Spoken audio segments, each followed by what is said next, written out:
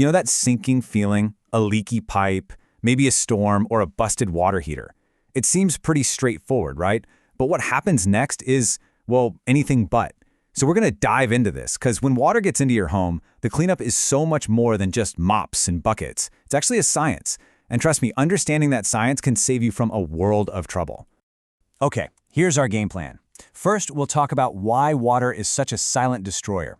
Then we'll get specific with a really interesting case study from Kirby, Texas. After that, we'll run through the professional restoration playbook, decode the industry standards, the rules they have to follow, and finally, we'll wrap up with the key things you absolutely have to know.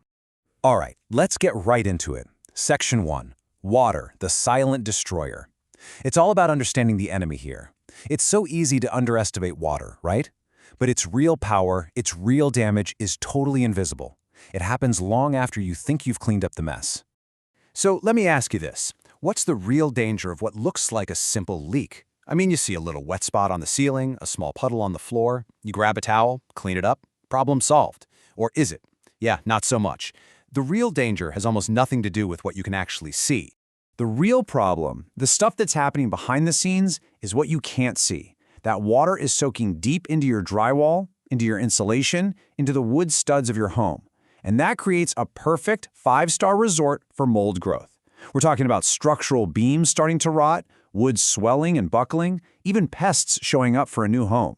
That tiny leak is basically feeding a huge hidden disaster. And check this out. This number is absolutely critical. 24 to 48 hours. In a humid climate, that's all it takes for mold to start colonizing. It's not a we'll get to it next week problem. It's an immediate problem. That's your entire window of opportunity. And believe me, it slams shut really, really fast. Okay, to really bring this to life, let's look at a real-world example. We're going to focus on a specific place, Kirby, Texas. This small city is basically a perfect storm of conditions that shows exactly how your location can amplify a simple water problem into a massive threat. So the whole story in Kirby, it literally starts in the dirt under your feet. The ground there is something called expansive clay soil. The best way to think about it is like a giant, powerful sponge. When it gets wet, it swells up, a lot. And when it dries out, it shrinks back down. This constant expanding and contracting puts a crazy amount of stress on house foundations and all the pipes underneath. And this creates this wild, dangerous chain reaction. So, step 1, a heavy rain soaks the ground. Step 2, that clay soil swells up, pushing the foundation upwards. Step 3, that movement puts so much stress on the pipes that they bend and eventually just crack. And boom, step 4, water is now flooding into the house. And it all started with the dirt in the yard. Now, as if that's not enough, you've got to add the air itself into the equation. The average summer humidity in Kirby is 75%. That means the air is already heavy with moisture. So when a pipe does burst, remember that 24 to 48-hour mold clock we talked about?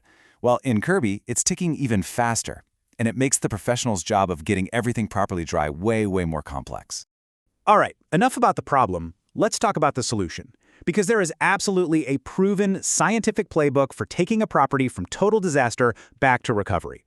And this is a really important distinction to make. Let's talk DIY versus professional. Look, your DIY approach with some fans and a bunch of towels, it might look like it's working because you get rid of the puddle, but it leaves behind all that hidden moisture, the stuff trapped inside your walls that's just feeding mold and rot. The professional approach, on the other hand, it's all about science. They use specific equipment to find and get rid of all the moisture. Yeah, this isn't a one-and-done thing. It's a full-on multi-stage process. First, they come in, assess everything, and get all the standing water out. Then, and this is the most critical part, they start the structural drawing process, using equipment and monitoring moisture levels every single day. After that, they sanitize and deodorize everything before finally the restoration and repairs can start. It's super methodical for a reason. And I gotta be clear, this is not an overnight fix. Proper documented structural drying, the part that actually stops mold in its tracks, usually takes between 3 and 7 days. It's all about patience. It's a carefully monitored process to get moisture levels back to where they're supposed to be, not just to make things feel dry. So, how do you know if the professionals you hire are actually following the science? Well, they have a rule book. Let's decode the industry's gold standard. It's called the IICRC S500. Knowing this stuff is your best defense. First thing you gotta understand is that not all water is created equal. The S500 standard breaks it down into 3 categories. Category 1 is clean water. Think a busted supply line. Low risk. Category 2 is gray water, maybe from an overflowing washing machine. It's got some contaminants. And then there's Category 3, or black water. This is the bad stuff, sewage, floodwater, and it's a major health risk. Which category it is dictates the entire cleanup process. And then they classify the damage itself into 4 classes. Think of it like this. Class 1 is the least amount of water, affecting just a small area. Class 2 is more significant, maybe a whole room is wet. Class 3 is the ton of water, usually coming from overhead, like from a burst pipe in the ceiling. And Class 4 is the really tough stuff, where dense materials like concrete or hardwood are soaked through. Each class tells them exactly how much gear they need to bring. It's not a guess, it's a science. So why does all this matter to you? Well, here's the bottom line. Following these standards protects 2 big things. Your health, by making sure the job is done right and everything is truly clean and safe, and your wallet, because it creates the paper trail your insurance company is going to demand before they pay the claim. Okay, let's wrap this up with the most important part, what you need to know.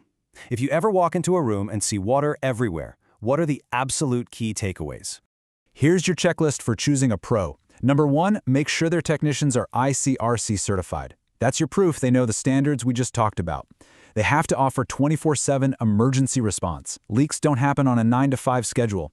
Make sure they know how to deal with insurance claims, and check that they're using professional gear like moisture meters and infrared cameras to find that hidden water. Local knowledge is a huge plus too. But listen, if you forget everything else, remember this one thing. Act fast. The most important step you can possibly take is to call a professional immediately, like within the first hour. That mold clock we keep talking about, it starts ticking the second you see the water. A fast phone call is what stops a small problem from turning into an absolute nightmare. So I'll leave you with this final thought. You now get the science, you understand the risks, you know the playbook, but is your home actually prepared? Let me put it another way. Do you know, right now, who you would call if you woke up at 2 in the morning to the sound of rushing water?